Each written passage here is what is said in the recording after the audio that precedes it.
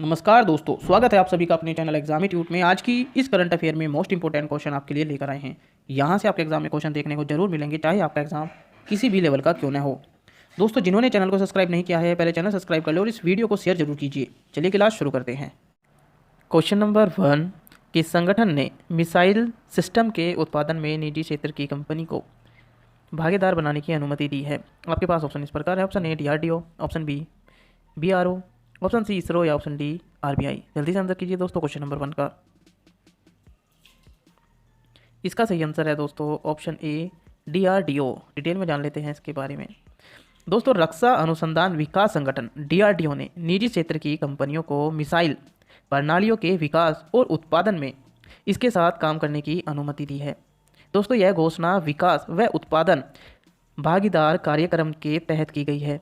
इस कार्यक्रम के तहत vertically launch short range surface to air missile system VLSR SAM भी शामिल है। अगले क्वेश्चन की तरफ चलते हैं दोस्तों। क्वेश्चन नंबर 2, किस राज्य ने किराया और किराएदारी समझौते को विनियमित करने के लिए एक अध्यादेश को मंजूरी दी है, जिसे जनवरी 2021 में प्रख्यापित किया गया था? आपके पास ऑप्शन इस प्रकार है। Option A Uttarakhand, option B Uttar Pradesh, option C Bihar या ऑप्शन डी असम। इसका सही आंसर है दोस्तों option B Uttar Pradesh. Detail में जान लेते हैं इसके बारे में। दोस्तों, उत्तर प्रदेश मंत्रिमंडल ने Uttar Pradesh regulation of urban premise tenancy second ordinance 2021 को मंजूरी दी है। दोस्तों, इसका उद्देश्य किराएदारी के विवादों में को कम करना है, क्योंकि यह एक संपत्ति को किराए पर लेने के लिए अनुबंध पर हस्ताक्षर करना अनिवार्य बनाता है। वर्तमान में कानून के तहत संघर्ष समाधान के लिए कोई स्पष्ट तंत्र नहीं है। इसे जनवरी 2021 में राज्य में प्रख्यापित और लागू किया गया था। अगले क्वेश्चन की तरफ चलते हैं दोस्तों। Question number 3, receivable exchange of India RXIL जो हाल ही में खबरों में था, किस क्षेत्र से जुड़ा है? आपके पास ऑप्शन इस प्रकार है। Option A MSMES, option B sport, option C film या ऑप्शन डी नन।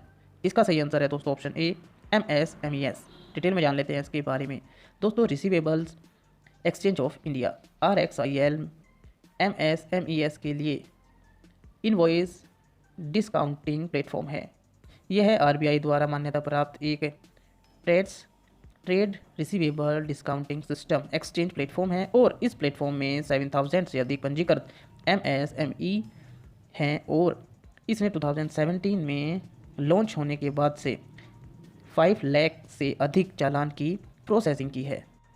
अगले क्वेश्चन की तरफ चलते हैं दोस्तों। क्वेश्चन नंबर 4, तरुण बजाज के उत्तराधिकारी के रूप में आर्थिक मामलों के नए विभाग DEA के सचिव के रूप में किसे नियुक्त किया गया है? आपके पास ऑप्शन इस प्रकार है। Option A Umesh Sinha, option B Mukesh Ranga, option सी अजय सेठ या ऑप्शन डी इनमें से कोई नहीं।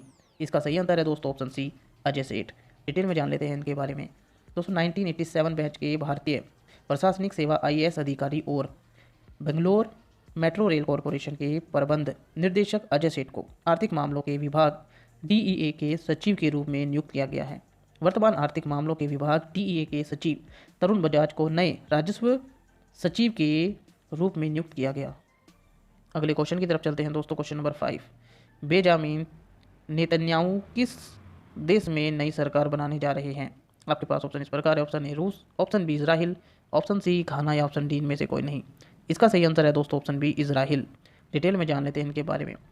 दोस्तों, इजराइल के वर्तमान प्रधानमंत्री बेंजामिन नेतन्याहू को नई सरकार बनाने के लिए इजराइल के राष्ट्रपति से एक आदेश प्राप्त हुआ और 23 मार्च को इजराइल में चुनाव हुए थे। अगले क्वेश्चन की तरफ चलते हैं दोस्तों। क्वेश्चन नंबर 6, भारत के अगले मुख्य न्यायाधीश CJI के रूप में निम्न में से किसे नियुक्त किया गया है? आपके पास ऑप्शन इस प्रकार है। Option A justice NV Ramana, option B justice Hema Kohli, option C justice Ashok Ganguly या option D justice Sanjay Yadav. इसका सही आंसर है दोस्तों option A justice NV Ramana. Detail में जान लेते हैं इनके बारे में। दोस्तों, राष्ट्रपति रामनाथ कोविंद ने 6 अप्रैल 2021 को जस्टिस NV रमन्ना को भारत का 48वां मुख्य न्यायाधीश CJI नियुक्त कर दिया है और न्यायमूर्ति रमन्ना 24 अप्रैल 2021 को भारत के अगले मुख्य न्यायाधीश के रूप में कार्यभार संभालेंगे। इससे पहले प्रधान न्यायाधीश SA बोबडे ने सुप्रीम कोर्ट के दूसरे वरिष्ठतम न्यायाधीश रमन्ना के नाम की सिफारिश की थी। मानदंडों के मुताबिक मुख्य न्यायाधीश के सेवानिवृत्त होने के 1 महीने पहले अगले CJI का नाम केंद्र सरकार को देना होता है। अगले क्वेश्चन की तरफ चलते हैं दोस्तों। क्वेश्चन नंबर 7, जम्मू कश्मीर में किस नदी पर दुनिया के सबसे ऊंचे रेलवे ब्रिज का अर्क का कार्य पूरा हुआ? आपके पास ऑप्शन इस प्रकार है। ऑप्शन ए तवी नदी, ऑप्शन बी किशन गंगा नदी, ऑप्शन सी चिन्नाब नदी या ऑप्शन डी डोडा नदी। इसका सही आंसर है दोस्तों ऑप्शन सी चिन्नाब नदी। डिटेल में जान लेते हैं इसके बारे में। जम्मू कश्मीर को भारत से जोड़ने के लिए जम्मू के रियासी चिन्नाब दरिया पर विश्व के सबसे ऊंचे रेलवे पुल का निर्माण कर इंजीनियरों ने इतिहास रच दिया और इस ब्रिज का निर्माण पूरा हो गया है। रेलवे ब्रिज के दोनों सिरों को जोड़ दिया गया और ये ब्रिज कन्याकुमारी को सीधे कश्मीर से जोड़ रहा है। अगले क्वेश्चन की तरफ चलते हैं दोस्तों। क्वेश्चन नंबर 8, संयुक्त राष्ट्र हर साल किस तारीख को विकास और शांति हेतु अंतर्राष्ट्रीय खेल दिवस मनाता है? आपके पास ऑप्शन इस प्रकार है। ऑप्शन ए 5 अप्रैल, ऑप्शन बी 6 अप्रैल, ऑप्शन सी 7 अप्रैल या ऑप्शन डी 8 अप्रैल। इसका सही आंसर है दोस्तों ऑप्शन बी 6 अप्रैल। डिटेल में जान लेते हैं इसके बारे में।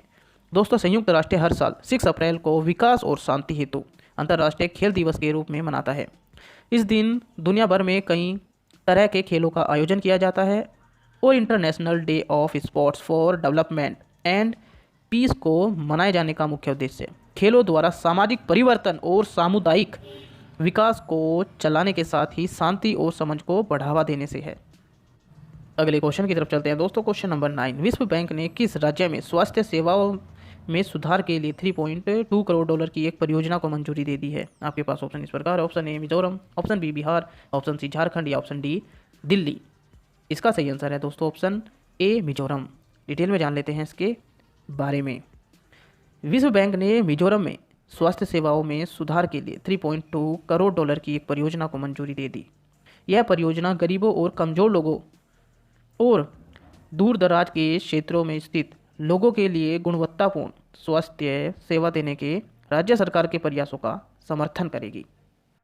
अगले क्वेश्चन की तरफ चलते हैं दोस्तों। क्वेश्चन नंबर 10, लास्ट क्वेश्चन है, क्वेश्चन ऑफ द डे। विश्व होम्योपैथी दिवस किस तिथि को मनाया जाता है? आपके पास ऑप्शन इस प्रकार है। ऑप्शन ए 10 अप्रैल, ऑप्शन बी 9 अप्रैल, ऑप्शन सी 8 अप्रैल या ऑप्शन डी 7 अप्रैल। दोस्तों आप सभी को पता है क्वेश्चन ऑफ द डे का आंसर आपको कमेंट बॉक्स में करना होता है। आपने कितने क्वेश्चन के सही आंसर किए हैं हमें अपना स्कोर कमेंट बॉक्स में शेयर जरूर कीजिए। और जिन्होंने अभी तक चैनल को सब्सक्राइब नहीं किया है पहले चैनल सब्सक्राइब कर ले और इस वीडियो को ज़्यादा से ज़्यादा लोगों तक शेयर जरूर कीजिए। बने रहिए हमारे साथ। जय हिंद, धन्यवाद।